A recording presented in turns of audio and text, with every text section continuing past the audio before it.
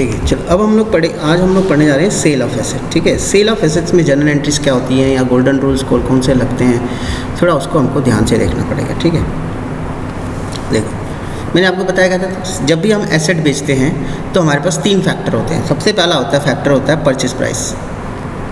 ठीक है, purchase price का फैक्टर होता है, याद रखना। ठीक है, ये हमको क्वेश्चन देगा। दूसरा फैक्टर होता है डेप्रिसिएशन, उस एसेट के ऊपर डेप्रिसिएशन। और तीसरा फैक्टर होता है बुक वैल्यू। ठीक है, ठीक है, क्लियर।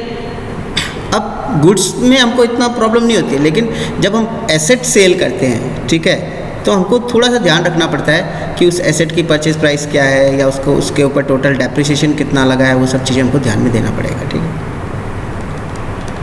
अब होता क्या है, ये तीनों फैक्टर क्यों जरूरत है, देखो ध्यान से देखो। सबसे पहले कि what do you mean by purchase price. Purchase price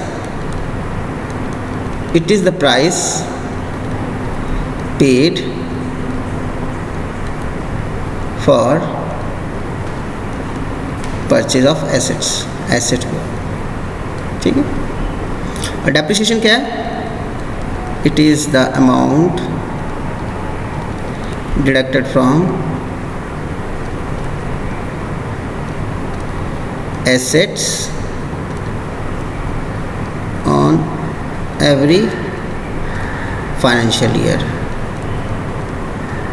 ठीक है, for wear and tear. Now what is the book value? Book value is purchase price minus total depreciation on assets. जो भी अब तक का जो भी उसका डेप्रिसिएशन है टोटल करके उसमें से माइनस कर देंगे परचेज प्राइस में से। ठीक, then we will get book value. Now actually book value is the value of asset in the books of account. ठीक है, जो उसकी एसेट बुक्स के हिसाब से उस एसेट की क्या वैल्यू है आज के डेट में वो पता चलना चाहिए। अब ये हो गया। अब अगर हम अपने एसेट को बेच रहे हैं, ठीक है, तो हम उसको बुक वैल्यू के हिसाब से ध्यान में रखते हैं बेचने के लिए। ठीक है, क्योंकि कभी हमने जितने रेट में खरीदा है उतने रेट में तो मिलेगा नहीं। ठीक है, अनलेस वो बहुत एंटिक कोई चीज़ हो गई हो। ठीक है, ऐसा कोई बहुत पुरानी कोई चीज़ हो गई है। ठीक है, तो एंटिक्स अकाउंट्स में हम उतना करते नहीं हैं। ठीक है, तो बुक वैल्यू। ठीक है, नो अब बुक वैल्यू से करते हैं। अगर आपको बुक वैल्यू से ज़्यादा प्राइस मिल रहा है सेल करने पे, तो that is called profit on cell of asset. और ये क्या होता है, क्रेडिट होता है। क्यों? क्योंकि प्रॉफिट हमारा बढ़ता है तो क्रेडिट होता है। ठीक है, और ये क्या होता है, और अगर हमने बुक वैल्यू से कम पे बेच पाए तो that is loss on sale of asset. ये एक हमारा लॉस है, तो लॉस बढ़ता है तो क्या होता है, डेबिट होता है। ठीक है, बस ये ध्यान रखना। क्लियर, ये चीज़ थी कुल मिला के जो मैंने पूरी स्टोरी समझाई आपको। देखो अब इसको मैं एक इलस्ट्रेशन की मदद से आपको समझाता हूँ तो आपको समझ में आएगा। देखो सपोज़ करो कोई मशीनरी हमने खरीदी 1/4/2016 को, मान लो 1 लाख की खरीदी थी हमने। ठीक है, क्लियर, तो ये होगी उसकी परचेज प्राइस। अब उस मशीनरी पे जो डेप्रिसिएशन है मान लो वो है 10% पर एनम का। ठीक है, इन ईच फाइनेंशियल ईयर। ठीक है, ईच फाइनेंशियल ईयर। ठीक है, क्लियर। मान लो अब इस मशीन को हमने बेचा, सोल्ड किया। मान लो हम कर रहे हैं, इसको बेच रहे हैं 1/4/2020 को बेच रहे हैं, मान के चलो 4 साल बाद बेच रहे हैं। तो अब हमको मान लो बेची, अब मुझे नहीं मालूम कितने का बेचा। मान लो मैंने इसको 55,000 का बेचा, मेरा ये एसेट 55,000 का बिक गया। तो अब मेरे पास कैश तो 55,000 का आ जाएगा। ठीक है, लेकिन एसेट कितनी वैल्यू का गया मुझे क्या मालूम, मैंने जो बेच रहा हूँ उसकी वैल्यू कितनी है मुझे निकालनी पड़ेगी। बुक वैल्यू यहाँ मुझे निकालनी पड़ेगी। अच्छा, अब बेचा तो मुझे प्रॉफिट हो रहा है कि लॉस हो रहा है, तो वो भी निकालना पड़ेगा, डेप्रिसिएशन निकालना पड़ेगा। तो सबसे पहले डेप्रिसिएशन निकालते हैं। तो अगर देखा जाए तो कितने साल बीत गए इस मशीनरी को, 1/4/2016 से 1/4/2017 1 साल, 1/4/2018 2 साल, 1/4/2019 3 साल और 1/4/2020 4 साल लग गए। 4 साल, 1 साल का डेप्रिसिएशन 10% है, यानी कि 10,000 × 4, टोटल डेप्रिसिएशन कितना हो गया 40,000। टोटल डेप्रिसिएशन कितना है, दिस इज टोटल डेप्रिसिएशन। अच्छा, बुक वैल्यू की क्या फॉर्मूला होती है, purchase price minus total depreciation, that is 1 lakh minus 40,000, तो कितने का हो गया 60,000। यानी ये बुक वैल्यू किसकी कितनी थी एसेट की 60,000 थी और मैंने बेचा कितने का 55,000 का, तो मुझे हो गया लॉस। इस केस में तो हो गया मुझे लॉस। और अगर इसी एसेट को मैंने 65,000 का बेचा होता तो मैं कह सकता था कि मुझे हो गया है प्रॉफिट ऑफ 5,000। यहाँ मुझे लॉस हो गया, यहाँ मुझे प्रॉफिट हो गया 5,000 का। ठीक है, तो स्टोरी तो आपको समझ में आ रही है क्या है, लेकिन अब इसकी एंट्री कैसे करते हैं। देखो अब जब हम एसेट बेचेंगे तो एंट्री करते वक्त इस परचेज प्राइस को भूल जाओ, इसका कुछ लेना देना नहीं है। अपने को क्या ध्यान रखना है, एसेट कितने का बिका और अपने पास कितना पैसा है। ठीक है, हाँ अब ये डेप्रिसिएशन की जो एंट्री है ये अलग होती है, इसको इसके साथ कंफ्यूज मत करना। यहाँ जब डेप्रिसिएशन की जनरल एंट्री अलग होती है, तो ये एडवांस एंट्री है, ये मैं आपको बाद में बताऊंगा। ठीक है, अभी हम बस ये सेल वाली एंट्री करेंगे। अच्छा, तो सेल कर रहे हैं तो वो क्या रहा है, देखो सबसे पहले हमारे पास क्या आ रहा है, कैश इंक्रीज हो रहा है। ठीक है, मान लो पहला वाला केस करते हैं, केस 1 करते हैं, केस 1 केस 2। तो कैश इंक्रीज हो रहा है कितने से 55,000 से, तो कैश आपके पास 55,000 आ रहा है। अच्छा ठीक है, एसेट जा कितने का आ रहा है 60,000 का जा रहा है। ठीक है, क्योंकि 60,000 उसकी बुक वैल्यू है, एसेट 60,000 का गया। अच्छा, और हमारा लॉस भी तो बढ़ रहा है, लॉस भी तो हुआ कितने का 5,000 का लॉस हो गया। देखो अब एंट्री क्या करेंगे, देखो कैश बढ़ रहा है, डेबिट एसेट है। ठीक है, गोल्डन रूल, एसेट कम हो रहा है गोल्डन रूल के हिसाब से क्रेडिट। ठीक है, और लॉस भी बढ़ता है तो गोल्डन रूल्स के हिसाब से एक्सपेंस एंड लॉस वाला फॉर्मूला लगाएंगे तो ये हो जाएगा डेबिट। ठीक है, अब देखो जनरल एंट्री क्या बनती है, कैश अकाउंट डेबिट 55,000। ठीक है, टू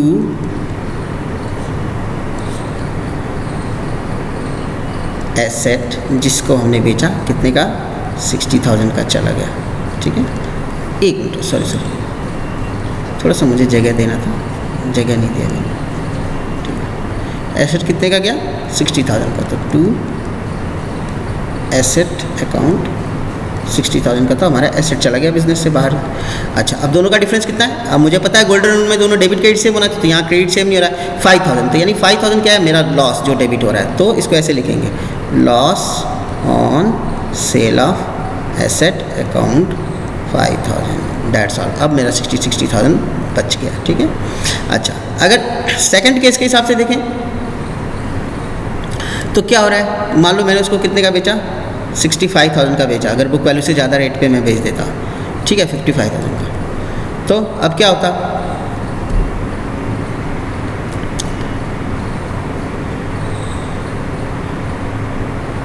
कैश मेरे पास कितना आ रहा है 65,000 कैश आ रहा है। ठीक है, जो कि मेरा एसेट है, बढ़ेगा तो डेबिट।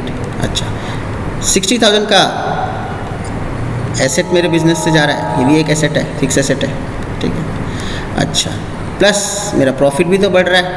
ठीक है, जो प्रॉफिट एंड गेन्स में होता है तो वो हो जाएगा क्रेडिट, ये भी हो जाएगा क्रेडिट और ये हो जाएगा डेबिट। ठीक है, चलो अब एंट्री करते हैं, कैश अकाउंट डेबिट